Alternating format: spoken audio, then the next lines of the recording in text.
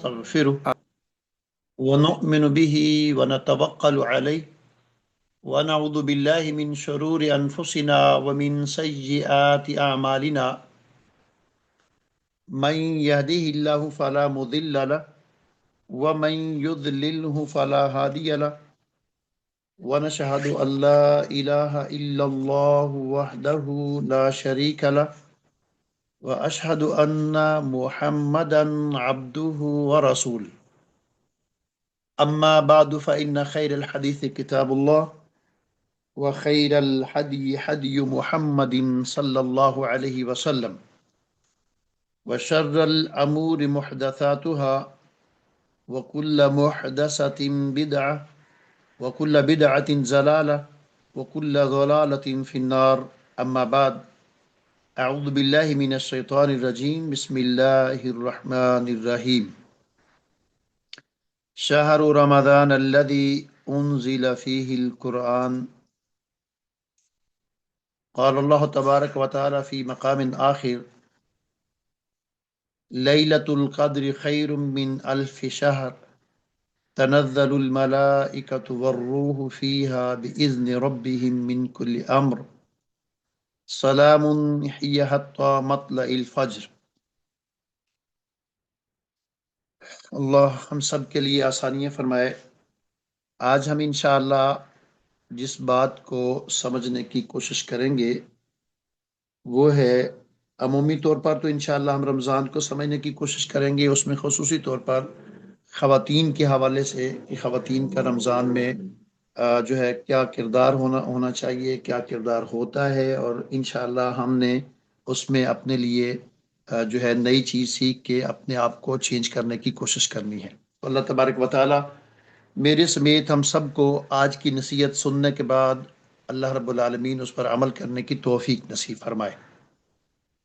تو سب سے پہلے میں نے جو آپ کے سامنے قرآن مجید کی آیت رکھی ہے اس میں یہ بات بیان کی گئی ہے کہ رمضان کا مہینہ وہ ہے جس میں قرآن نازل کیا گیا۔ بہت ساری چیزیں رمضان المبارک کے ساتھ مل کر جو ہے ہمیں موقع دیتی ہیں کہ ہم برکات میں، نیکیوں میں، حسنات میں بڑھ چڑھ کر حصہ لیں۔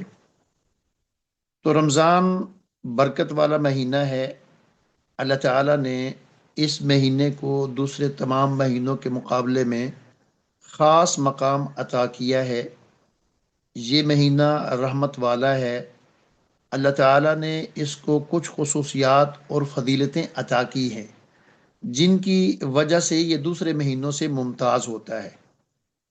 سیدنا ابو ہریرہ رضی اللہ تعالیٰ عنہ روایت کرتے ہیں کہ رسول اللہ صلی اللہ علیہ وآلہ وسلم نے فرمایا، تمہارے پاس رمضان آیا ہے، یہ برکتوں والا مہینہ ہے، اللہ تعالیٰ نے اس کے روزے تم پر فرض کیے ہیں، اس میں آسمان کے دروازے کھول دیے جاتے ہیں، سرکش شیطانوں کو جکڑ دیا جاتا ہے۔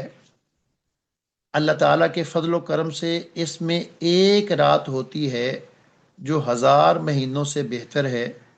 جو اس کی بھلائی سے محروم رہا وہ بڑا محروم ہے۔ یعنی اس سے مراد پورے رمضان کی بھلائی بھی ہے اور اس سے مراد تاک رات کی بھلائی بھی، لیلۃ القدر کی بھلائی بھی ہے۔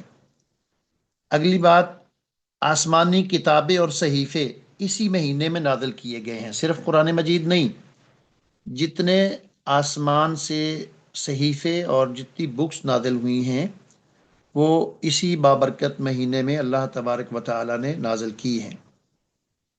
رمضان کی ایک رات 1000 راتوں سے افضل ہے، اور اب اندازہ کریں کہ رمضان کی برکات یہ ہیں کہ سرکش شیاطین کو جکڑ دیا جاتا ہے جو عمومی طور پر مجھے اور آپ کو رحمت، برکت اور خیر سے روکنے کی کوشش کرتے ہیں۔ پھر اگلی سب سے بڑی بات یہ ہے کہ رمضان المبارک میں جنت کے دروازے کھول دیے جاتے ہیں، جہنم کے دروازے بند کر دیے جاتے ہیں۔ اب اندازہ کریں کہ تمام جنت، اس کے جتنے بھی دروازے ہیں وہ سب کھول دیے جاتے ہیں کہ جس دروازے سے بھی کوئی آنا چاہے وہ آنے والا بنے، اور جہنم کے تمام دروازے بند کر دیے جاتے ہیں کہ اس مہینے میں کچھ کر کے کچھ نہ کچھ تم کرو، ہم جنت میں لے جائیں گے۔ اور فرشتے روزہ داروں کے لیے دعائیں کرتے ہیں، عمومی طور پہ بھی عام ایام میں بھی کرتے ہیں، لیکن رمضان ایک خصوصی پیکج ہے جس میں اللہ رب العالمین کے فرشتے جو ہیں وہ روزے داروں کے لیے دعا کرتے ہیں۔ رمضان کی آخری رات میں روزہ داروں کی بخشش کر دی جاتی ہے۔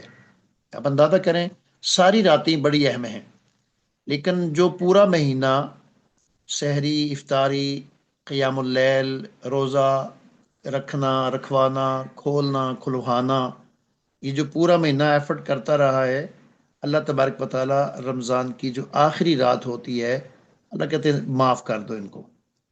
رمضان سے رمضان تک کے گناہ معاف کر دیے جاتے ہیں۔ اب اندازہ کریں کہ ایک رمضان گزرا ہے، پچھلا رمضان مجھے اور آپ کو میسر آیا، ہم نے اس میں جو اللہ نے توفیق دی اس کے مطابق ہم نے اپنی نیکیوں کو، اپنے گناہوں کو معاف کروانے کی کوشش کی، نیکیاں وصول کرنے کی کوشش کی، تو وہ رمضان ہم سے چلا گیا۔ اب رمضان پھر آ رہا ہے، اور جن کو اللہ تبارک و تعالیٰ یہ موقع عطا کرے گا، یہ تو بات قسمت کی ہے کہ ہم میں سے کون کون رمضان کا چاند دیکھ پائے گا، کون رمضان کی پہلی تراویحوں میں شامل ہو پائے گا، کون رمضان کی پہلی سحری میں شامل ہو پائے گا، یہ تو قسمت کی بات ہے۔ میں اللہ سے دعا کرتا ہوں اپنے سمیت سب کے لیے کہ اللہ تبارک و تعالیٰ ہمیں یہ موقع عطا کرے کہ یہ برکت والا مہینہ ایک بار پھر میری اور آپ کی زندگی میں جو آ رہا ہے، اللہ مجھے اور آپ کو موقع دے، ہم اس کی پوری برکات اور اس کی پوری رحمتوں کو سمیٹنے والے بن جائیں۔ جو کمیاں کوتاہیاں ہم سے رہ گئی ہیں، ہم ان کو اس میں بہتر کر کے خوبصورت اعمال لے کر اللہ رب العالمین کے پاس جانے والے لوگ بن جائیں۔ تو یہ اس کی ایک اور حدیث بھی تائید کرتی ہے کہ رسول اللہ صلی اللہ علیہ وسلم نے فرمایا کہ جو جنت ہے اس کو پورا سال رمضان کے استقبال کے لیے سجایا جاتا ہے۔ تو مراد اس سے یہ ہوتی ہے کہ جنت جو ہے، ظاہری بات ہے وہ لوگوں کی ہوتی ہے، انسانوں کے لیے ہے، اللہ کرے میری اور آپ کی جنت۔ تو اس کو مسلسل اللہ تبارک و تعالیٰ کے جو جنت کو ڈیکوریٹ کرنے والا جو عملہ ہے وہ اس کو مسلسل بناتا رہتا ہے۔ اگر اس کے ساتھ ہم ایک اور حدیث ملا لیں تو بات ذرا اور ہمیں سمجھنے میں اور شوق میں اضافہ ہو جائے گا۔ نبی رحمت صلی اللہ علیہ وسلم فرماتے ہیں کہ جب کوئی بندہ سبحان اللہ، الحمدللہ، اللہ اکبر کہتا ہے تو اس کے بدلے میں اس کی جنت میں ایک درخت لگا دیا جاتا ہے جس کا مطلب حجم اتنا ہوتا ہے کہ 100 سال تک ایک عربی نسل کا گھوڑا دوڑے تو اس کے سائے سے نہیں نکل سکتا۔ تو آپ یوں سمجھیں کہ پچھلا رمضان گزرا تو اس رمضان تک جو میرا حصہ ہے جنت میں، جو آپ کا حصہ ہے جنت کا، اس میں اللہ رب العالمین کے جو فرشتے جنت کی خوبصورتی کا کام کرتے ہیں، وہ اس کو بنا رہے ہیں، سنوار رہے ہیں۔ ادھر سے مجھے اور آپ کو اللہ تبارک و تعالیٰ نے توفیق دی، ہم نے ذکر و اذکار کیے، ہم نے سبحان اللہ، الحمدللہ، اللہ اکبر کا جملہ استعمال کیا۔ میں اللہ پر امید کر کے کہتا ہوں، سمجھتا ہوں کہ جب ہم اس طرح کا کوئی وظیفہ کرتے ہیں تو اللہ تبارک و تعالیٰ ضرور وہ جو جنت کو ڈیکوریٹ کرنے والا عملہ ہے ان کو کہتے ہوں گے کہ اس بندے نے اپنی جنت کے لیے ایک اور درخت بھیجا ہے اور اس کو وہاں پہ ایڈجسٹ کر دو۔ اور ظاہری بات ہے کہ درخت پودے سب ایک قسم کے نہیں ہوتے۔ جتنے خلوص کے ساتھ ہم وہ جملہ استعمال کریں گے، جتنے پیار، جتنی محبت، جتنے خلوص اور جتنے اخلاص کے ساتھ ہم اللہ کا ذکر کریں گے، سبحان اللہ، الحمدللہ، اللہ اکبر، تو اتنی ہی صفائی سے اور اتنا ہی عظیم جو پودا ہے وہ ہماری جنت میں انشاءاللہ لگایا جائے گا۔ تو آپ اندازہ کریں کہ پورا سال جنت جو ہے وہ سجائی جاتی ہے، پھر جو ہم جملے استعمال کرتے ہیں وہ پودے ہماری جنت میں لگائے جاتے ہیں، اور پھر ایک رمضان دوسرے رمضان تک کے جو ہمارے چھوٹے چھوٹے چھوٹے چھوٹے گناہ ہوتے ہیں، ظاہری بات ہے میں اور آپ کوئی انسان ہیں، فرشتے تو نہیں ہیں، فرشتے گناہ نہیں کرتے، ہم انسان ہیں، ہم سے گناہ ہوتے ہیں، بار بار کرتے ہیں اور گناہ ہی شاید کرتے ہیں۔ تو اللہ کہتا ہے کوئی بات نہیں، آپ کبیرہ سے بچتے رہیں، صغیرہ میں جو ہے وہ معاف کر دوں گا۔ اس میں اس کی معافی کے بہت سارے اسباب اللہ تبارک و تعالیٰ بناتے ہیں کہ جب آپ وضو کرتے ہیں تو آپ کے صغیرہ گناہ معاف ہو جاتے ہیں، جب ایک نماز پڑھ کے دوسری نماز کے لیے جاتے ہیں درمیان والے گناہ معاف ہو جاتے ہیں، جب ایک جمعے سے دوسرے جمعے کے لیے آپ جاتے ہیں تو درمیان میں صغیرہ گناہ معاف ہو جاتے ہیں۔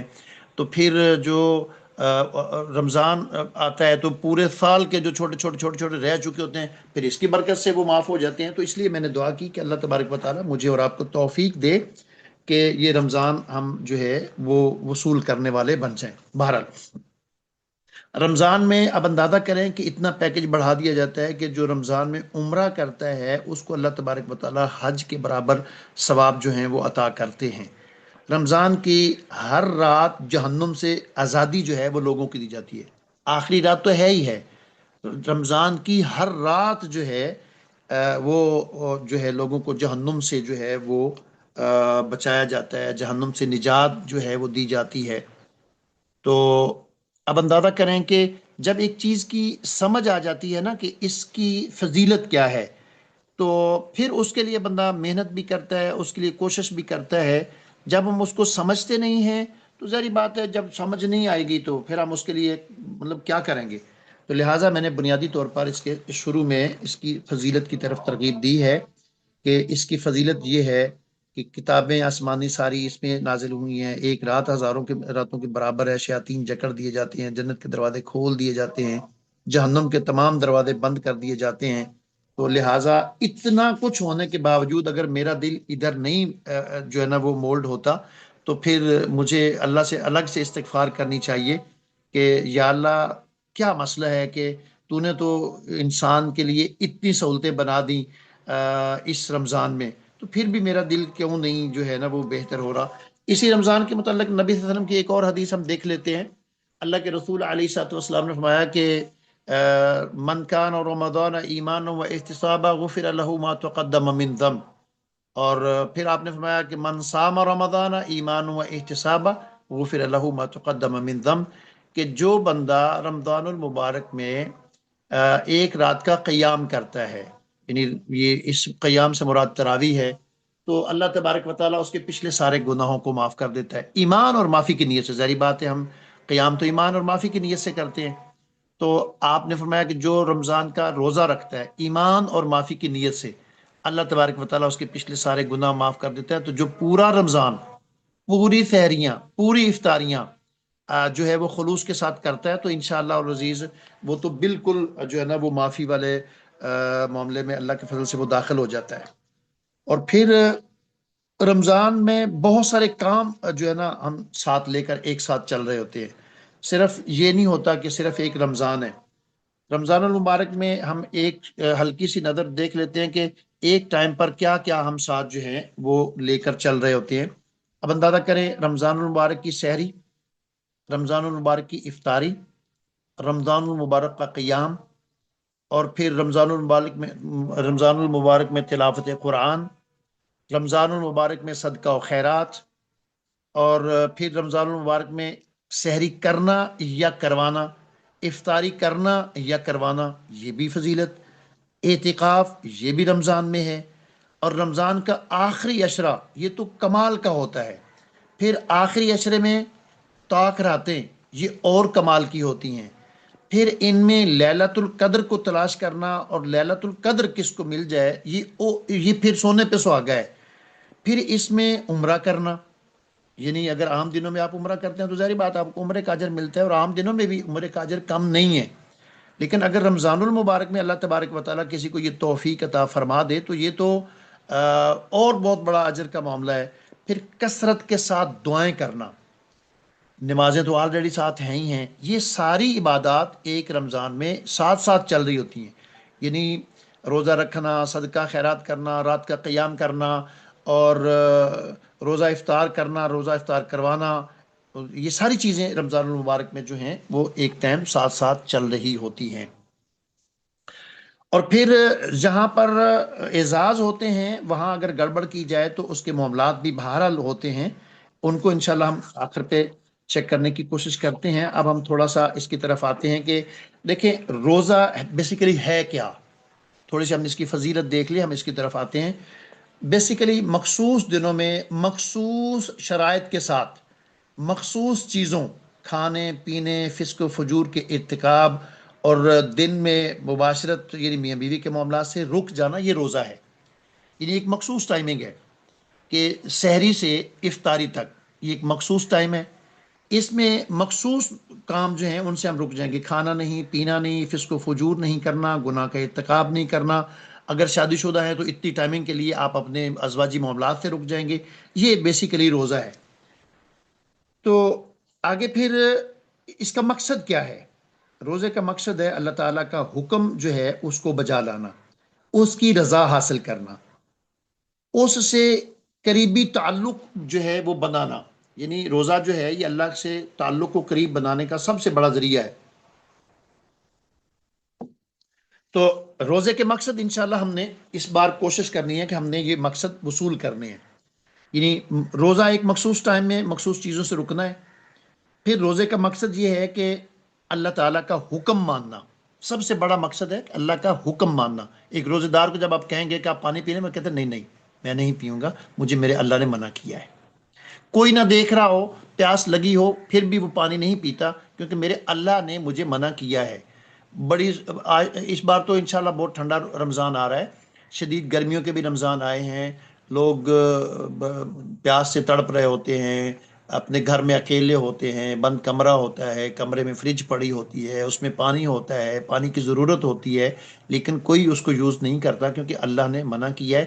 بیسیکلی یہاں اللہ تبارک و تعالیٰ میرے اور آپ کے اندر یہ چیز ڈیولپ کرنا چاہتے ہیں کہ جس طرح اس بات کو تم میری وجہ سے، میرے حکم سے مان رہے ہو نا، باقی کام بھی آپ نے میری وجہ سے اور میرے حکم سے اور میری رضا کے لیے آپ نے جو ہیں وہ کرنے ہیں۔ بہرحال روزے کا مقصد نفس کو خواہشات سے روکنا، اور روزے سے کھانے پینے اور خواہشات سے رک کر شیطان کی آمد و رفت کے راستوں کو تنگ کیا جاتا ہے۔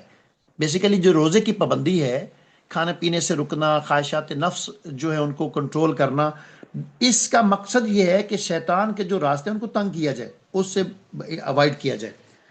روزے کی وجہ سے انسان کے اندر پاکیزگی، زندگی کو قبول کرنے کی صلاحیت پیدا ہوتی ہے، پاکیزگی بھی پیدا ہوتی ہے، اور زندگی جو پاکیزگی کی زندگی ہے اس کو قبول کرنے کی صلاحیتیں بھی پیدا ہوتی ہیں۔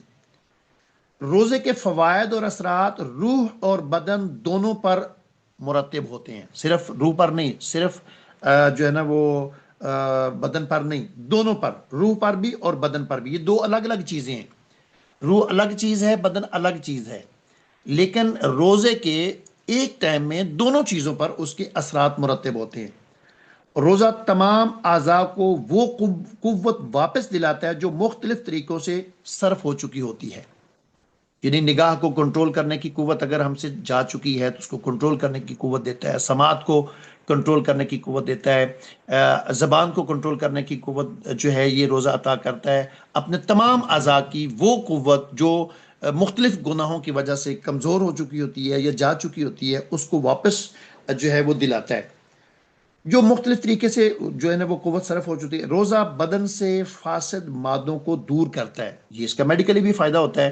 اس کے اوپر آج کی میڈیکل سائنس یہ کہتی ہے کہ روزہ جو ہے یہ بہت ساری بیماریوں کا علاج ہے۔ تو روزہ جو ہے وہ بدن کے اندر فاسد مادوں کو دور کرتا ہے اور تقوی کے حصول کا اہم ذریعہ ہے۔ اور انشاءاللہ ہم نے اس رمضان میں اللہ کے فضل اور کرم کے ساتھ روزے کے جو مقاصد ہیں ان کو انشاءاللہ العزیز جو ہے وہ حاصل کرنے کی کوشش کرنا ہے۔ اب اس کی تھوڑی سی حقیقت دیکھتے ہیں۔ روزہ ایک راز ہے جو رب اور اس کے بندے کے درمیان ہوتا ہے۔ یہ بیسیکلی اللہ اور اس کے بندے کا ایک راز ہے جس کا کسی اور کو پتہ نہیں ہوتا، اللہ کو پتہ ہوتا ہے یا اللہ کے بندے کو پتہ ہوتا ہے، اور اللہ کرے یہ ہمارے راز اللہ قبول کر۔ جو راز جو کسی خاص ہستی کے ساتھ ایک خاص تعلق اور خاص رازداری ہوتی ہے نا، وہ ایک مطلب تعلق کو اور مضبوط کرتی ہے کہ نہیں جی اس کے ساتھ میرا ایک الگ تعلق ہے، اس کے ساتھ میرا ایک الگ جو ہے نا میرے راز کے معاملات ہیں۔ تو اللہ تبارک و تعالیٰ کے ساتھ جو ہے نا وہ یہ ایک راز جو ہے نا وہ بناتا ہے۔ اپنے خالق کی محبت میں محبوب چیزوں کو چھوڑ دینا ایسا عمل ہے جس سے کوئی واقف نہیں ہو سکتا۔ یعنی ہم جتنے بھی عبادات کرتے ہیں وہ تقریباً نظر آ رہی ہوتی ہیں، نماز پڑھتے ہیں، صدقہ دیتے ہیں، زکوٰۃ دیتے ہیں، جو بھی ہم کرتے ہیں، تو اگر اور کسی کو نہیں بھی پتا ہوتا تو جس کے ساتھ ہم وہ نیکی کر رہے ہوتے ہیں اس کو کم از کم پتا ہوتا ہے۔ لیکن اس کے اوپر رسول اللہ صلی اللہ علیہ وسلم کا ایک فرمان ہے کہ اللہ رب العالمین فرماتے ہیں کہ روزہ باقی ساری عبادات جو ہیں ان کو اللہ نے الگ کر کے کہا روزہ میرے لیے ہے. کیوں؟ کہ جب روزے دار روزہ رکھتا ہے تو یہ ایک راز ہوتا ہے کہ روزہ ہے یا نہیں، یہ کسی کو پتہ نہیں ہوتا. تو اللہ رب العالمین فرماتے ہیں سوموا لی وانا اجزی بہ، روزہ جو ہے وہ میرے لیے ہے، اس کی جزا، اس کا اجر میں دوں گا. ہر چیز کا اجر اللہ تبارک و تعالیٰ نے کرامن خاتبین جو نیکیاں لکھتے ہیں ان کو بتا دیا ہے. نماز پڑھیں گے تو اتنا اجر ہے، جماعت کے ساتھ پڑھیں گے تو اتنا اجر ہے، گھر سے وضو کر کے جائیں گے تو اتنا اجر ہے، مسواک کے ساتھ وضو کریں گے تو اتنا اجر ہے، مسجد میں پیدل جائیں گے تو اتنا اجر ہے. ہر چیز کی ڈیٹیل اللہ تبارک و تعالیٰ نے جو ہے وہ دے دی ہے. قرآن پڑھیں گے تو یہ اجر ہے، عمرے کا، حج کا، سب چیزوں کا اللہ نے بتا دیا ہے. لیکن روزے کا اجر اللہ رب العالمین نے نیکیاں لکھنے والے فرشتوں کو بتایا ہی نہیں ہے. اللہ کہتے ہیں نہیں، یہ میرے لیے ہے، وہ آنا اجزی بھی، اس کی جزا بھی میں ہی دوں گا، اس کی تو آپ لکھ ہی نہیں سکتے. تو بہرحال یہی روزے کی حقیقت ہے کہ یعنی اپنے خالق کی محبت میں محبوب چیزوں کو چھوڑ دینا ایسا عمل ہے جس سے کوئی واقف نہیں ہو سکتا. یہی روزے کی حقیقت ہے. نبی کریم صلی اللہ علیہ وسلم نے فرمایا کہ ابن آدم کا ہر عمل اس کا ہے سوا روزے کے، یہ میرا ہے اور میں خود اس کا بدلہ دوں گا. یعنی اللہ رب العالمین نے فرمایا کہ ابن آدم کا ہر عمل اس کا ہے، سو روزے کے علاوہ یہ میرا ہے، میں خود اس کا بدلہ دوں گا. اور روزے دار کے منہ کی خوشبو اللہ تعالیٰ کے نزدیک مشک کی خوشبو سے بھی بہت بڑھ کر ہے. یعنی اب اندازہ کریں کہ جب بندہ روزہ رکھتا ہے تو اس کا جو ہے نا حلق خشک ہو جاتا ہے، اس کی وجہ سے جب شام تک نہیں کھاتا تو اندر سے ایک سمیل سی آنا شروع ہو جاتی ہے. اللہ کہتا ہے نہیں، اس کی قدر تمہیں نہیں پتا، اس کی قدر مجھے پتا ہے کہ اس کی میرے نزدیک کیا قدر ہے. تو اب تھوڑی سی جو ہے نا اس کی فضیلت ہم دیکھتے ہیں کہ جب ہم اس کو سمجھ لیں گے تو میرے لیے اور آپ کے لیے انشاءاللہ شوق بڑھ جائے گا. اللہ کرے کہ یہ میں سمجھانے میں کامیاب ہو سکوں. اچھا، اس کی فضیلت یہ ہے کہ روزہ دار کے تمام گناہ معاف ہو جاتے ہیں. ان میں کبیرہ الگ سے توبہ کرنی پڑتی ہے، یہ مراد صغیرہ ہے. روزے کا ثواب اللہ تعالیٰ نے اپنے ذمے لیا ہے. یہ روزہ میرے لیے ہے، اس کا ثواب میرے ذمے ہے. روزے کے برابر کوئی چیز نہیں ہے. روزہ دار کے لیے جنت کا وعدہ ہے. یہ بخاری کے اندر حدیث موجود ہے، مسلم کے اندر بھی یہ حدیث موجود ہے، حدیثوں کے ریفرنس موجود ہے، لیکن چونکہ وقت نہیں ہوتا میں اس کی طرف نہیں جا رہا. آگے روزہ دار شہداء کے ساتھ ہوں گے. اب اندازہ کریں ایک شہید ہونے کے لیے، مطلب اللہ شہداء کی شہادتوں کو قبول کرے، یہ اس کے لیے جان دینی پڑتی ہے، مطلب بڑی کٹھن کیفیت کے بعد جا کر شہادت ملتی ہے. روزہ دار جو ہے وہ شہداء کے ساتھ ہوگا. روزہ دار کے ہر عمل کا اجر 700 گنا تک بڑھا دیا جاتا ہے. وہ جو بھی کام کرتا ہے اس کا اجر جو ہے وہ 700 گنا تک بڑھا دیا جاتا ہے. اور اس طرح جنت کا دروازہ ریان روزہ داروں کے لیے ہے. ایک خاص دروازہ اللہ نے بنا دیا ہے جس سے روزے کے ساتھ محبت کرنے والے لوگ جو ہیں اس دروازے سے جنت میں جائیں گے.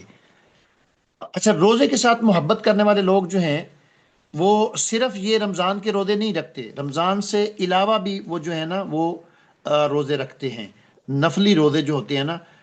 رسول اللہ صلی اللہ علیہ وسلم سے جو چیزیں ہمیں ثابت ملتی ہیں، کیونکہ نبی صلی اللہ علیہ وسلم روزے سے بہت زیادہ پیار کرتے تھے. اچھا، ہم ان کو تھوڑا سا یہاں پہ رک کے دیکھ لیتے ہیں.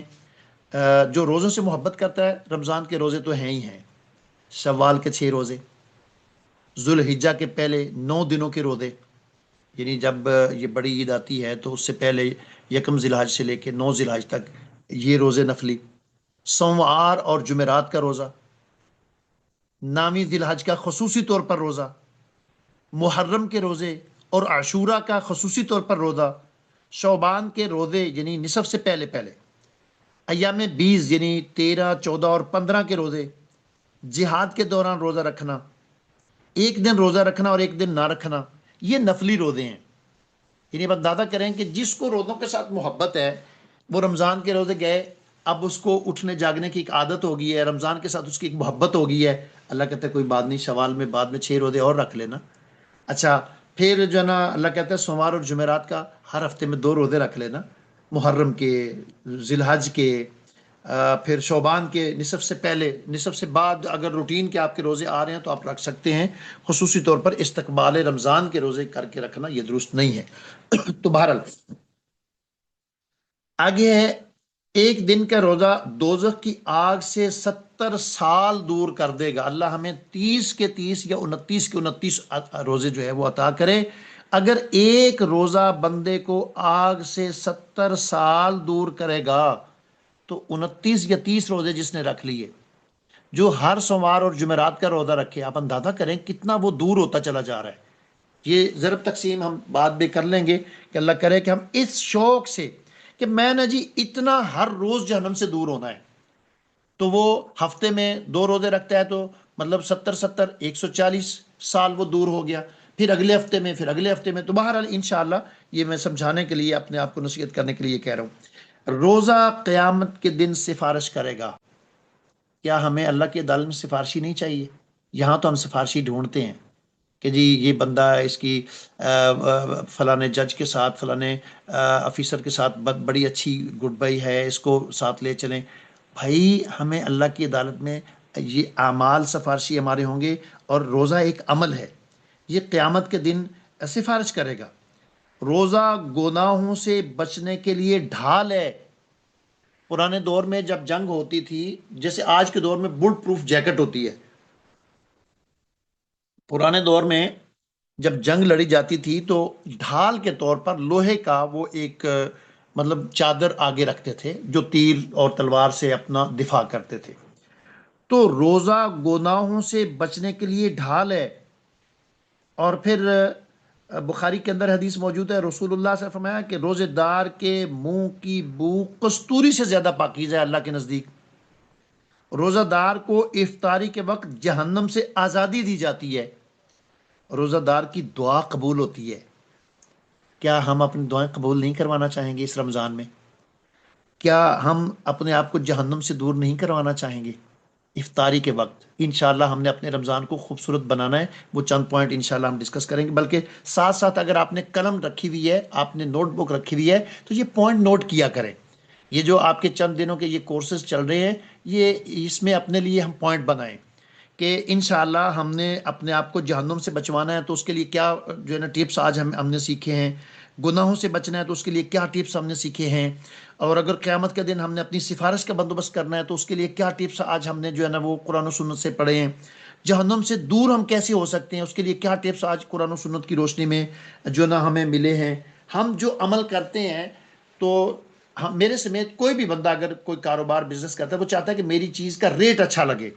ہم اپنے اعمال کا ریٹ اگر اچھا لگوانا چاہتے ہیں، 700 گنا تک ہم اگر ریٹ لگوانا چاہتے ہیں، ایک چیز ہے جو 1 روپے کی بک رہی ہے، وہی چیز اسی مارکیٹ میں آپ 700 روپے کی اگر بیچیں، لوگ کہیں گے کمال کا بزنس مین ہے، یہ کمال کا تاجر ہے، کمال کی ٹپس اس کے پاس ہیں۔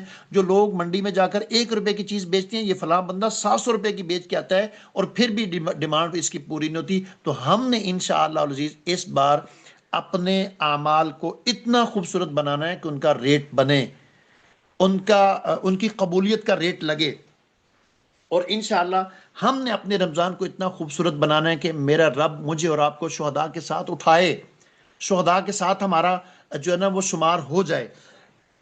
اور ہم نے انشاءاللہ عزیز روزے کی اس رمضان نے روزوں کی اتنی قدر، اتنا احترام کرنا ہے، اتنا خوبصورت بنانا ہے کہ اللہ تبارک و تعالیٰ کا جنت کا وعدہ میرے اور آپ کے ساتھ پورا ہو جائے۔ اور ہم نے روزے کو اتنا خوبصورت بنانا ہے، کیوں کہ میرے نبی نے کہا کہ روزے کے برابر کوئی اور عمل ہے ہی نہیں۔ تو یہ انشاءاللہ ہم نے ٹپس نوٹ کرنی ہے اور خوبصورت بنانا ہے۔ اب ہم دیکھتے ہیں کہ روزے کی حکمتیں کیا ہیں۔ روزے کا سب سے بڑا فائدہ یہ ہے کہ اس سے تقوی حاصل ہوتا ہے، اور تقوی وہ قوت ہے جو ہمیں گناہوں سے بچاتا ہے۔ تو روزے سے انسان کو صبر کرنا نصیب ہوتا ہے، اور حقیقت بات ہے کہ اس وقت میرے سمیت ہم سب صبر میں کمزور ہیں۔ روزہ جو ہے وہ انسان کے اندر صبر پیدا کرتا ہے۔ روزے سے مسلمانوں کے درمیان ہمدردی، محبت، رحمت کے جذبات کی وجہ سے اتحاد پیدا ہوتا ہے۔ رمضان میں آپ دیکھیے گا لوگ کوشش کریں گے کہ آج کوئی سحری میرے گھر میں کر لے، آج کوئی افطاری میرے گھر میں کر لے۔ تو بہانے بنائیں، موقع بنائیں کہ آپ اپنی افطاری میں کسی کو شامل کریں، آپ اپنی سحری میں کسی کو شامل کریں. تو انشاءاللہ ہم نے اپنے رمضان کو خوبصورت بنانا. اگلی چیز، روزے سے انسان کی اخلاقی تربیت ہوتی ہے، اس کو احساس ہوتا ہے کہ بھوک پیاس کے احساسات کیا ہوتے ہیں. پھر روزہ دل لگی کی باتوں سے، گالی گلوچ لب و لعب سے ڈھال بنتا ہے.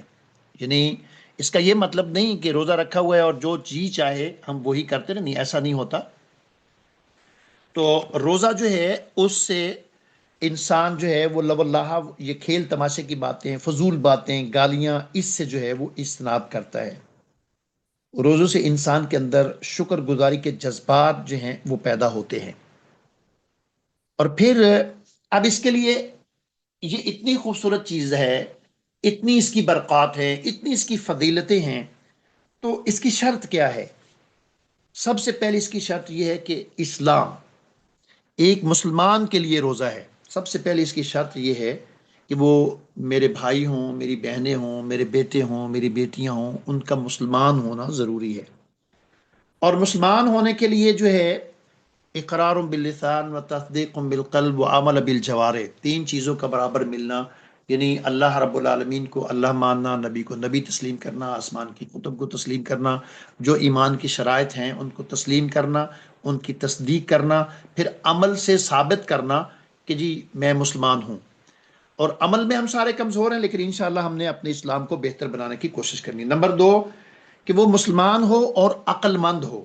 بیوقوف جو مجنون ہے، جس کے پاس عقل نہیں، اس کے اوپر روزہ نہیں ہے، وہ اس کے اوپر سے ویسے ہی جو ہے وہ قلم اٹھا لی گئی ہے. نمبر تین، وہ بالغ ہو. نابالغ کو ترغیب آپ دے سکتے ہیں، اس کے اوپر فرض نہیں ہے. اب اس کا مطلب یہ نہیں کہ ہم ان کو رکھوائیں نہیں، ان کو روزہ رکھوانا ہے، وہ الگ بات انشاءاللہ ہم شیئر کرنے کی کوشش کریں گے. اگر وہ مسلمان بھی ہو، عقل مند بھی ہو، بالغ بھی ہو، اس کے ساتھ پھر وہ ہماری بہنوں کے لیے خصوصی چیز ہے کہ عورت کے لیے حیض اور نفاس سے پاک ہونا بھی ضروری ہے. یعنی اب یہ نہیں کہ وہ مسلمان بھی ہو، عقل بھی ہو، بالغ بھی ہو، تو اس کے ساتھ یہ شرط بھی ہے کہ اگر وہ عورت ہے تو اس کے ایام خاص نہ ہوں، نفاس سے اور حیض سے وہ پاک ہو، تو اس کے لیے جو ہے پھر وہ روزہ، یہ فضیلت، یہ ساری جو ہم نے پیچھے اس کی فضیلت اہمیت پڑھی ہے، یہ پھر اس کے لیے ہے. اب روزہ جو ہے اس کے لیے کرنا کیا ہے کہ اس کی نیت طلوع فجر سے پہلے پہلے رات کو فرض روزے کی نیت. ایک ہے فرضی روزہ ہے کہ نفلی روزہ. نفلی روزے کے لیے رات کی نیت ضروری نہیں ہے، یہ عمومی طور پر چیز ہم شاید نوٹ نہیں کرتے.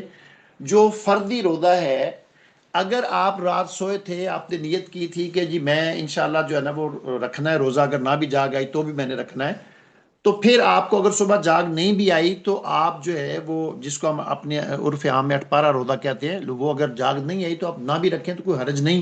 آپ بعد میں وہ رمضان گزر جائے گا تو اس کو پورا کر سکتے ہیں. اگر آپ میں ہمت ہے، طاقت ہے، تو اگر آپ وہ رات کی نیت تھی تو آپ رکھ سکتے ہیں. اگر رات نیت نہیں تھی تو پھر آپ اس کو نہیں رکھ سکتے. اگر آپ کا نفلی روزہ ہے، اس کے متعلق تو رسول اللہ صلی اللہ علیہ وسلم کا ایک ایسا بھی حدیث ملتی ہے کہ وہ نبی صلی اللہ علیہ وسلم گھر میں آئے، آ کر ازواج مطہرات سے پوچھا بھی کھانے میں کچھ ہے؟ انہوں نے کہا جی آج تو کچھ نہیں. آپ نے کہا ٹھیک ہے، پھر آج ہمارا روزہ ہے. نفلی روزہ جو ہے وہ اگر آپ نے مطلب سحری نہیں بھی کھائی، بعد میں آپ نے دن کو رکھ لیا تو رکھا جا سکتا ہے. نفلی روزہ کھولا بھی جا سکتا ہے، اس کا کوئی کفارہ نہیں ہے. تو فردی روزہ نہ اس طرح کھولا جا سکتا ہے، نہ اس طرح رکھا جا سکتا ہے. اس کے کھولنے کے بھی اصول و ضوابط ہے، اس کو رکھنے کے بھی اصول و ضوابط ہے. بہرحال پھر یہ ہے کہ روزہ جو ہے نا کن حالتوں میں جو ہے نا وہ جائز ہے. یہ خصوصی طور پر یہ جو باتیں ہیں انشاءاللہ یہ مشترکہ ہی تقریباً باتیں ہیں، الگ سے کوئی خاص خواتین کے لیے تقریباً ہمارے مرد اور عورتوں کے مسائل ایک طرح کے تھوڑے تھوڑے الگ ہوں گے، وہ ہم انشاءاللہ ساتھ کر لیں گے. اچھا، اب اس کے لیے یہ ہے کہ روزے کے لیے اصول یہ ہے کہ سحری میں تھوڑی تاخیر کریں. یعنی جلدی جلدی سحری کھا کے پھر سو جانا یہ درست نہیں ہے. رسول اللہ صلی اللہ علیہ وسلم نے فرمایا کہ میری امت اس وقت تک جو ہے وہ خیر پر رہے گی جب تک یہ سحری میں تاخیر اور افطاری میں جلد. اب اس کا مطلب یہ بھی نہیں ہے کہ اذان ہونے کے بعد ہم کھائیں، اور اس کا مطلب یہ بھی نہیں ہے کہ افطاری کا وقت ہو جائے ہونے سے پہلے ہم کھول دیں. نہیں، اس کا بالکل قطعی طور پر یہ مطلب نہیں ہے. اس کا مطلب یہ ہے کہ نبی صلی اللہ علیہ وسلم جو ہیں وہ کوشش کرتے کہ جب وقت تھوڑا افطاری یعنی سحری کا وقت اخیر آئے تو وہ سحری کھاتے اور اس کے فوراً بعد اذان اور پھر اگلی تیاری شروع کر دیتے. اور نشر فرمایا کہ جو ہی سورج غروب ہو جائے یہ احتیاطی طور پر یعنی دیر کرنا نہیں، ابھی تھوڑا اور دیر کر لیں. آج کل تو جدید دور ہے، ہر بندے کے پاس موبائل ہے، ایپ ہیں، وہ فوراً پتہ چل جاتا ہے. لیکن ہم ایک طرف جدید ہیں، جدت میں بہت سارے ایڈوانس ہیں، لیکن دوسری طرف رمضان میں جب تک ہمارے گاؤں کا مولوی وہ سپیکر نہیں آن کرتا، ہمارے موبائل، ہماری ایپ، ہمارا ڈیجیٹل سسٹم بے شک بتا دے کہ آج آپ کے ڈسٹرکٹ کا، آپ کے علاقے کا یہ ٹائم بنتا ہے، ہم اس وقت تک روزہ نہیں کھولتے، اور یہ درست نہیں ہے. یہ نبی صلی اللہ علیہ وسلم نے باقاعدہ جو ہے یہ اس کی ترغیب دی ہے. سحری میں تاخیر کرنا صبح صادق کے نمایاں ہو جانے تک. افطاری میں جلدی کرنا سورج غروب ہونے کے فوراً بعد. جو روزہ افطار جو ہے وہ کسی چیز کے ساتھ بھی کیا جا سکتا ہے، کھجور، پانی یا دودھ کے ساتھ اگر کریں گے تو یہ زیادہ مسنون ہو جائے گا، اس میں آپ کو اضافی جو ہے وہ مارکس مل جائیں گے. اب افطار کرتے ہوئے جو ہے وہ کیا کہیں گے؟ دعا جو عمومی طور پر پڑھی جاتی ہیں وہ بھی نہیں، لیکن جو نبی صلی اللہ علیہ وسلم سے ثابت ہے، ابو داؤد کی بک کے اندر جو حدیث موجود، ذهب الظمأ وابتلت العروق وصابت العجر انشاء اللہ، یعنی پیاس ختم ہو گئی، رگیں تر ہو گئی، اور اللہ نے چاہا تو ثواب ثابت ہو گیا انشاءاللہ. تو پھر تو ایک افطاری کرنا ہے. میں بار بار یہ اپنے آپ کو ترغیب دے رہا ہوں. آپ ماشاءاللہ میرے بڑے محترم لوگ ہیں، آپ بڑے سنجیدہ اور سمجھدار لوگ ہیں، آپ تو سمجھتے ہی ہیں. میں آپ کو سنا کر، آپ کو کہہ کر بیسیکلی اپنے آپ کو ریمائنڈ کروانا چاہ رہا ہوں. افطار تو ہم نے کرنا ہے، لیکن افطار کروانا بھی ہے انشاءاللہ. اب ہے اس میں یعنی چند چیزیں ہم دیکھتے ہیں کہ روزے کی حالت میں کون سے کام جو ہیں وہ جائز ہیں. تو حالت جنابت میں روزہ رکھنا اور بعد میں غسل کرنا. بعض اوقات ایسا ہوتا ہے کہ جو شادی شدہ لوگ ہوتے ہیں وہ اگر ازواجی معاملات کرتے ہیں، دیر سے جاگ آتی ہے، تو اب کیا کیا جائے کہ اگر وہ غسل کرتے ہیں تو روزے کا ٹائم نکل جاتا ہے، اگر روزہ رکھتے ہیں تو بعض لوگوں کو یہ تھوڑا سا وہ وہم ہوتا ہے کہ جی اس حالت میں تو کیا کر سکتے ہیں. تو شریعت گنجائش دیتی ہے بھی پہلے آپ روزہ رکھیں، بعد میں آپ غسل کر کے پھر اپنی نماز کی تیاری کر لیں. تو غسل کے بغیر آپ روزہ رکھ سکتے ہیں، سحری بنا سکتے ہیں، سحری کھا سکتے ہیں، سحری کروا سکتے ہیں. اور پھر روزے میں احتیاط یہ ہونی چاہیے کہ کلی کرنا اور ناک میں پانی چڑھانا، جس طرح جو عام حالت میں آپ کرتے ہیں، وہ غرارے کرتے ہیں وضو کرتے وقت، تو روزے میں تھوڑا احتیاط کریں کہ وہ پانی اندر نہ جائے. ناک میں پانی اگر چڑھانا ہے تو اس میں بھی خیر ہم عمومی طور پر بھی اتنا وہ جس طرح مسنون وضو ہے ہم وہ کوشش نہیں کرتے. ناک میں پانی چڑھانا، گلے میں غرارہ کرنا وہ ہم نہیں کرتے، کرنا چاہیے. تو بہر رمضان میں تھوڑی سی اس کی جو ہے وہ احتیاط کریں گے. اور پھر اس میں عمومی طور پر رمضان میں یہ پوچھا جاتا ہے کہ جی مسواک کرنے سے روزہ ٹوٹ جاتا ہے. بالکل روزہ نہیں ٹوٹتا. مسواک کرنے سے روزہ نہیں ٹوٹتا، ٹیکا لگوانے سے روزہ نہیں ٹوٹتا. اور ٹیکا وہ ہونا چاہیے جو انرجی والا نہ ہو، جو وین میں نہ لگتا ہو، جو میڈیسن کے طور پر استعمال ہوتا ہو، بیرونی دوا کے طور پر وہ آپ استعمال کر سکتے ہیں. تیل لگانا، کنگھی کرنا، اس سے روزہ بالکل نہیں ٹوٹتا. گرمی کی وجہ سے غسل کرتے ہیں تو روزہ بالکل نہیں ٹوٹتا. ناک میں دوا ڈالتے ہیں تو روزہ بالکل نہیں ٹوٹتا. ہنڈیا کا ذائقہ چکھنا، ظاہری بات ہے یہ خواتین نے ہنڈیا بنانی ہوتی ہے تو ان کے لیے یہ مسئلہ ہوتا ہے، اور بعض گھروں میں تھوڑا نمک کم زیادہ ہو جائے تو شریعت جب اپنے اصول وضع کرتی ہے تو وہ جنرلی طور پر واضح کرتی ہے. اسلام کو اور اللہ رب العالمین کو پتہ تھا کہ گھروں میں یہ مسئلے ہوں گے کہ ہنڈیا میں نمک کم زیادہ ہونے کی بنیاد پر بھی سختی ہو سکتی ہے. اللہ کہا نہیں، جو اگر عورت ہنڈیا بنا رہی ہے یا مرد بنا رہا ہے تو اس کا نمک چکھنے کی بنیاد پر، ذائقہ ٹیسٹ کرنے کا، اس سے کچھ نہیں ہوتا. شرط یہ کہ حلق میں نہ جائے، وہ ٹیسٹ کی حد تک. نقصیر اگر آتی ہے تو وہ آپ کا اختیار نہیں ہے، اس سے روزہ نہیں ٹوٹتا. تو اسی طرح جو بے اختیار قے آتی ہے، ایک ہوتا ہے قے لانا، ایک ہوتا ہے خود بے اختیار الٹی اگر آ گئی ہے تو اس سے روزہ نہیں ٹوٹتا. اگر آپ ٹیسٹ کے لیے خون دینا چاہتے ہیں، ظاہری بات ہے میڈیکلی طور پر کئی بار رمضان میں ٹیسٹ دینے ہوتے ہیں، تو اس سے آپ کا روزہ جو ہے وہ خراب نہیں ہوتا. سرما اگر آپ لگاتے ہیں یا لگاتی ہیں تو اس سے بالکل روزہ جو ہے وہ خراب نہیں ہوتا. روزے کو بعض اوقات ہم بالکل اتنا وہ شیشے کا بنا دیتے ہیں کہ اس کو کچھ بھی ہوا تو یہ ٹوٹ جائے گا. تو نہ توڑیں تو گالیاں نکالتے رہیں، بکواس کرتے رہیں، سارا دن ڈرامے فلمیں دیکھتے رہیں، نمازیں نہ پڑھیں، फिर भी रोजा नहीं टूटता। तोड़ने पे आए और जी मिसवाक करने से रोजा टूट गया, नहीं, ऐसा नहीं होता। तो दांतों में दवाई लगाने से नहीं टूटता, लेकिन वो हलक में न जाए, ये आपने रखना है। मेकअप करने से, चेहरे को खूबसूरत बनाने से रोजा नहीं टूटता। तो इनका ताल्लुक तो जाहिर से है। ठंडे पानी में नहाने से, गोता लगाने से बिल्कुल रोजा नहीं टूटता। लोगों ने रोजे को इतना आसास बना दिया हुआ है कि वो बहुत ज्यादा जो है ना वो मुश्किल कर दिया होता है। तो बहरहाल ये चंद इसकी चीजें थी। अब है वो चीज़ें जो इसमें नहीं करनी थी, वो मैंने पहले बता दी कि अगर आप रोज़े में हैं तो कुली और नाक में पानी चढ़ाते वक्त वुज़ू के लिए आप थोड़ी सी एहतियात करेंगे, जैसे आम दिनों में करते हैं। इन दिनों में जो है वो हम नहीं करेंगे। अब जिन कामों से रोज़ा टूट जाता है वो भी थोड़ा सा हम साथ देख लेते हैं, क्योंकि ये अमूमी तौर पर रमज़ान को समझना, इसके अमूमी मसाइल को समझना, इसके फजीलत को हमने समझा, इसके फ़वाइद को साथ साथ हम समझ रहे हैं, इसकी एहतियातों को साथ साथ हम समझ रहे हैं, इसकी खूबियों को हम साथ साथ समझ रहे हैं। जो मुआशरे में गलतफहमियाँ पाई जाती हैं थोड़ा थोड़ा सा हम उसको भी समझने की कोशिश कर रहे हैं। तो बस इसमें यही है कि नाक और गले में मुबालगा नहीं करना वुज़ू करते वक्त, इन चीज़ों से हमने बचना है। और इसके अलावा फिर जिन कामों से रोज़ा टूट जाता है, जान बूझ कर खाने पीने से, भूल कर खाने पीने से रोज़ा नहीं टूटता। आपने पेट भर कर खा लिया है, बाद में आपको याद आया है, ये अब ये नियतों का मामला है। ऐसा नहीं है कि एक बंदा खा के ओहो मुझे याद नहीं था। ये सारा मामला तो अल्लाह के साथ है। अगर आपको याद नहीं था, और अक्सर औकात होता है, शुरू शुरू में खास करके होता है, जब हम इब्तदाई अय्याम में होते हैं तो आम हमारी पूरे साल की एक रूटीन बनी होती है, तो याद नहीं रहता। अगर भूल कर किसी ने खा लिया, पी लिया, हत्ता कि भूल कर उसको नहीं पता था, उन्होंने मुबाशरत कर ली, तो भूल माफ है, इससे रोज़ा नहीं टूटेगा। जब याद आया तो फौरन छोड़ देना है। जानबूझकर क्या करने से, मैंने पीछे बताया कि कुदरती तौर पर खुद ब खुद अगर आती है, बेसाख्ता उल्टी आ जाती है, तो उससे रोज़ा नहीं टूटता। अगर आप जानबूझकर करते हैं तो उससे रोज़ा टूट जाएगा। और फिर अगर हैज़ या निफास शुरू हो जाता है हमारी बेटियों को, बहनों को, माओं को, तो रोज़ा अगर आपने रखा हुआ था, रोज़ा इफ्तार करने से चंद मिनट पहले भी अगर डेट शुरू हो जाती है तो रोज़ा आपका फारिग ख़त्म हो गया। अब ये आप बाद में रखेंगे। निफास शुरू हो गया तो भी रोज़ा आपका ख़त्म हो गया, ये अब आप बाद में रखेंगे। अगर इसी तरह आप डेट में थे लेकिन सहरी से कुछ देर पहले आप पाक हो गए हैं, बेशक गुसल आप रोज़ा रखने के बाद कर लें, लेकिन आप सहरी कर सकते हैं, सहरी कर लें और उसके बाद आप जो है ना गुसल बाद में कर लें।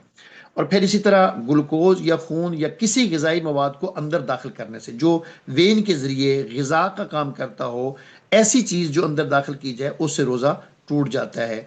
और फिर इसी तरह अगर ख्वाब में एहतिलाम हो जाता है तो उससे नहीं होता। अगर उसका कोई जानबूझकर सबब बनाया जाता है तो इससे जो है वो रोज़ा जो है वो मकरूह ख़त्म हो जाता है, बिल्कुल टूट जाता है।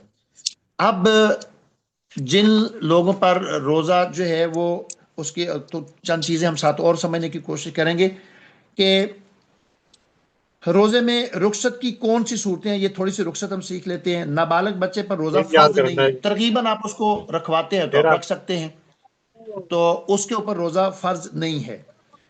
और आदि बनाने के लिए, अब इसका इसका मतलब ये भी नहीं है कि अगर फ़र्ज नहीं है तो हम बच्चों को तरगीब भी नहीं दे सकते, नहीं। आदि बनवाने के लिए उनको तरगीब देनी चाहिए। मरीज के रोज़ा रखने से मर्ज में अगर इजाफा होता हो तो वो रोज़ा ना रखे, उसको गुंजाइश है। अगर एक मरीज है, अगर वो रोज़ा रखता है तो उसकी वजह से उसकी मर्ज में इजाफा होता है, तो वो रोज़ा ना रखे, बाद में उसकी कज़ा जो है वो पूरी कर ले। हामला और दूध पिलाने वाली औरतें रोज़ा रखने में अगर तकलीफ महसूस करें या बच्चे को नुकसान पहुंचने का खदशा हो तो रोज़ा छोड़ सकती हैं, बाद में कज़ा पूरी करेंगी। मतलब एक हमारी बहन या बेटी उम्मीद से है, ज़ाहिर बात है वो रोज़ा रखेगी तो बच्चे की नशो नमा में जो है ना उसके असरात होते हैं, या उसकी सेहत में उसके असरात होते हैं, या उसका बच्चा है और उसको दूध पिलाती है, अगर वो खाना नहीं खाएगी तो ज़ाहिर बात है दूध नहीं आएगा, और उसकी वजह से उसकी बच्चे की या उसकी सेहत में मसला बनता है, तो अल्लाह ने उसको गुंजाइश दी है, वो फिर बाद में रोज़ा जो है वो रख लेगी। हैज़ और निफास वाली औरतों के लिए इन दिनों में रोज़े रखने मना है, बाद में कज़ा पूरे करेंगी। जो रोज़ा रखने की ताकत नहीं रखे, यानी दायमी मरीज है जिसकी सेहत की उम्मीद नहीं, یا وہ بوڑھا ہو چکا ہے جس کی طاقت ختم ہو چکی ہے، وہ ہر روز ایک مسکین کا کھانا کھلائے گا، یعنی وہ فدیہ دے گا۔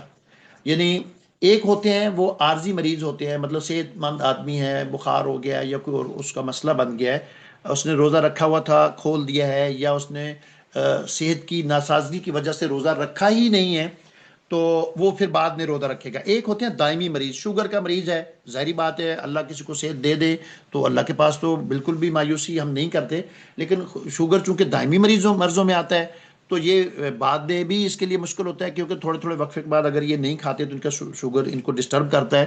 تو یہ دائمی مریض ہیں، یہ پھر فدیہ دیں گے، روزہ رکھوا دیں گے کسی کو۔ اور اسی طرح جو بوڑھا آدمی ہو چکا ہے، اس پہ طاقت نہیں ہے، تو وہ بھی جو ہے وہ اس کی کسی کو رکھوا دے گا۔ اب ہے مسافر جو ہوتے ہیں وہ بھی اس کی قضا کریں گے۔ اب مسافر کے ساتھ ایک بات ہم اور سمجھنے کی کوشش کرتے ہیں، ہمیشہ سفر میں رہنے والے، ملازمت کے سلسلے میں ایک شہر سے دوسرے شہر تک سفر کرنے والے یا ڈرائیور، یہ دو تین الگ الگ کیٹیگریز بنتے ہیں۔ ہمیشہ سب، بعض لوگ ہیں جن کا بزنس اس طرح کا ہوتا ہے کہ وہ بیچارے اکثر روزانہ سفر میں ہوتے ہیں،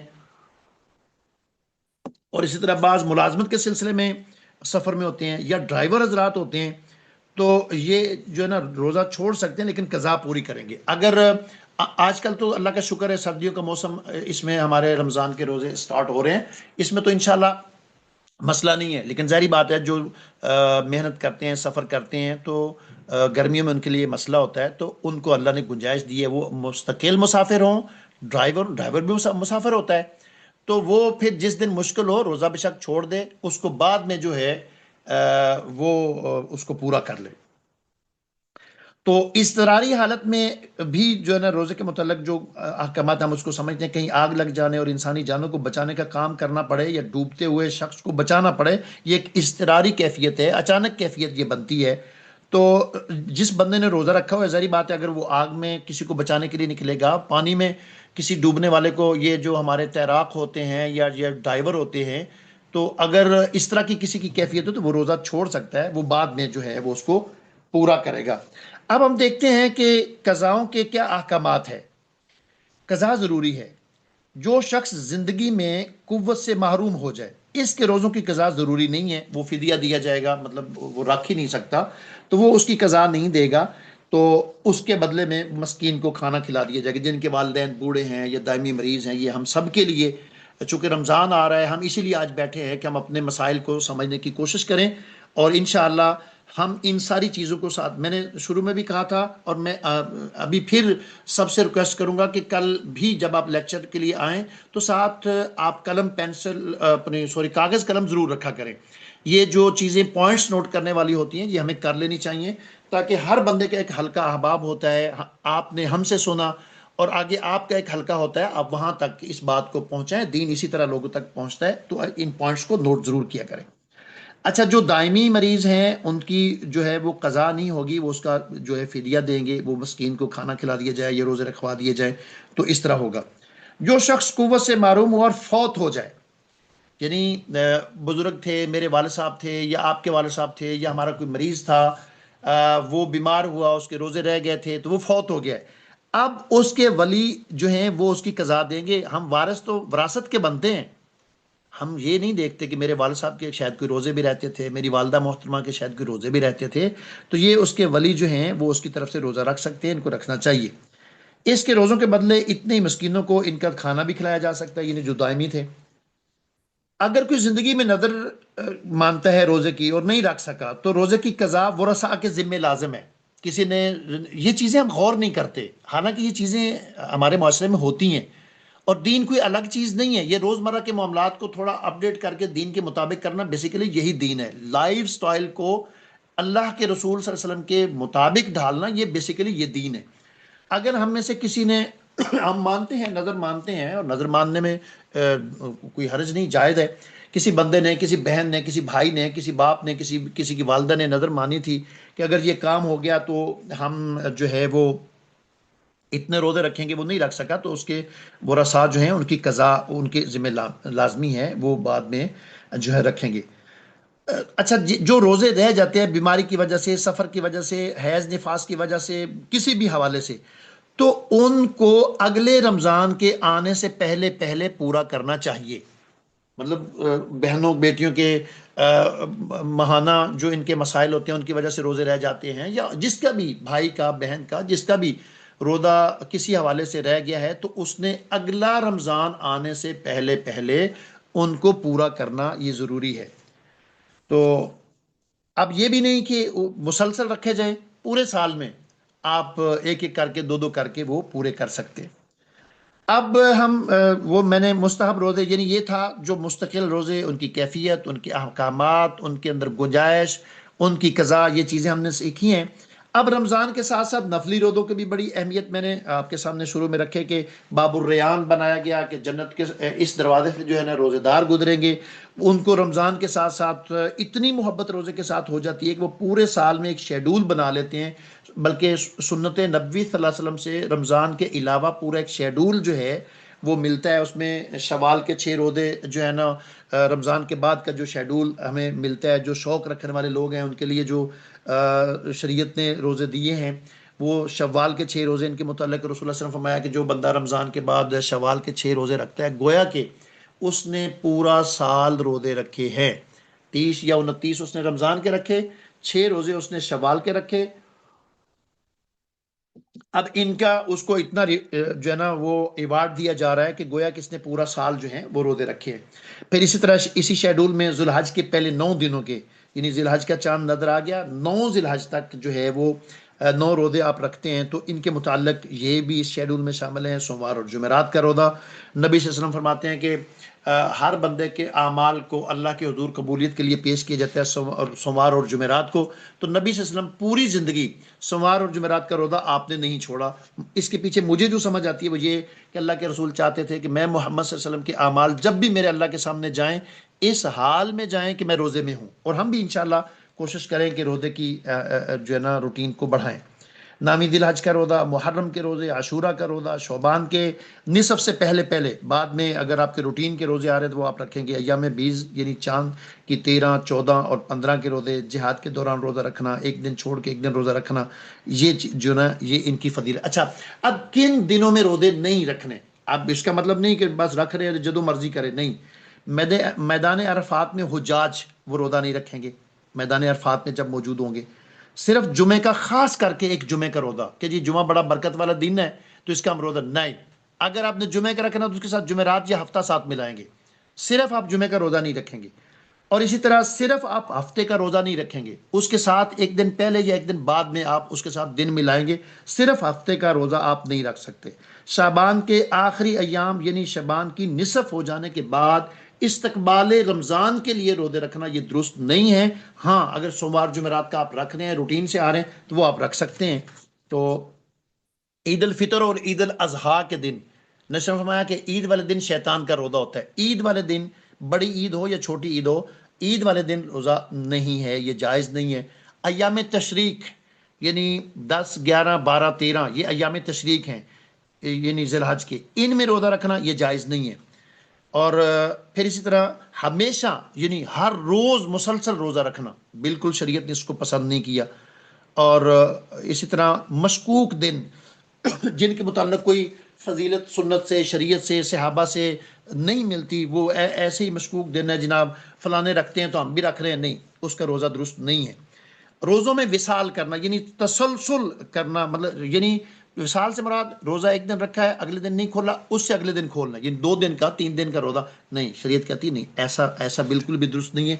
آخری بات، شوہر کی اجازت کے بغیر عورت نفلی روزہ نہ رکھے۔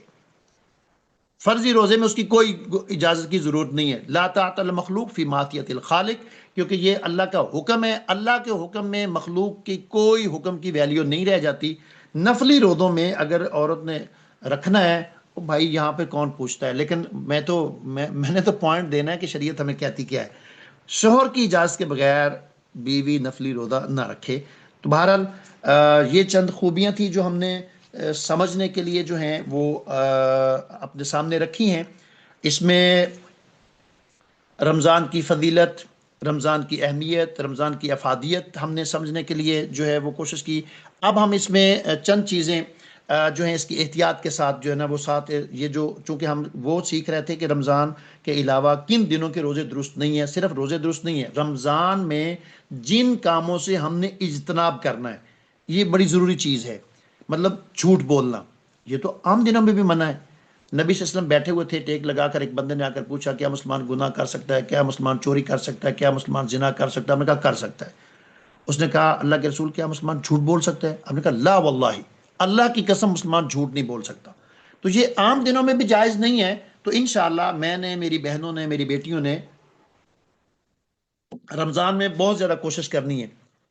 اور شور و گل، لڑائی جھگڑا، گالیاں دینا یہ نہیں کرنا. مظلوم کی آہ سے روزے کی حالت میں، خصوصی طور پر روزے کے علاوہ بھی، یہ اس کا مطلب یہ نہیں کہ روزے کے علاوہ ہمیں مظلوم کی آہ کی پرواہ نہیں.